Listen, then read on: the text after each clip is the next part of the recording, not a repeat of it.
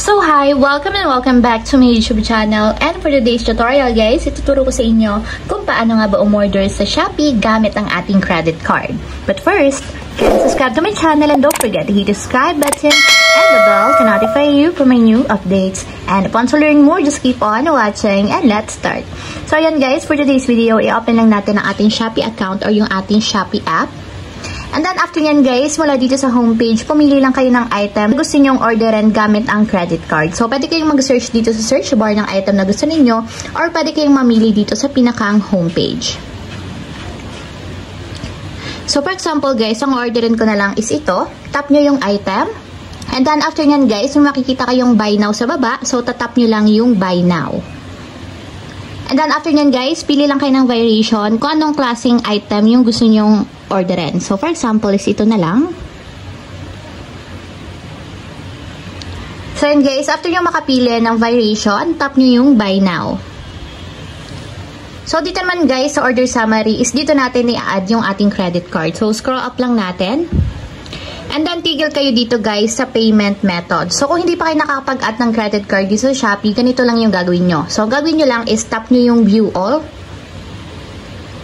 And dito guys, hanapin nyo yung credit debit card. So, scroll up lang natin. So, hanapin nyo guys itong credit debit card, then tap nyo yung credit debit card. So, dito guys, may makikita kayong add new credit card. So, tap nyo lang siya.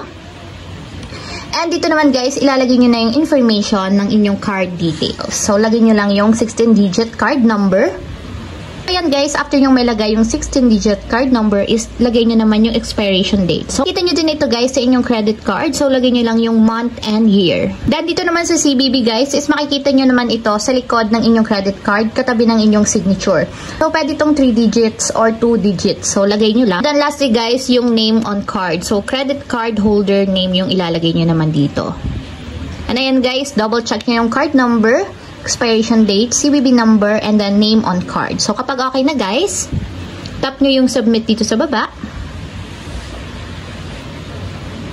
So, ayan guys, add card success. So, sabihin na kapag add na tayo ng credit card dito sa ating payment method. So, i-okay lang natin guys.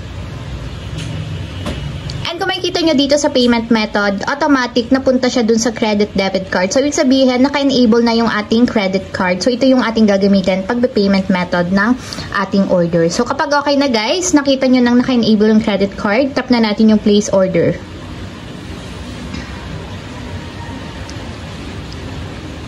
And ayan guys, kapag ganyan na yung nakalagay, ibig sabihin, nabayaran na yung ating item. So, you paid 163 pesos gamit ang ating credit card. So, ayun lang guys, ganun lang kasimple kung paano nga ba umorder sa Shopee gamit ang credit card. If you have a question, kindly comment down below and don't forget to hit the subscribe button and the bell to notify you for my new updates. And thank you for watching!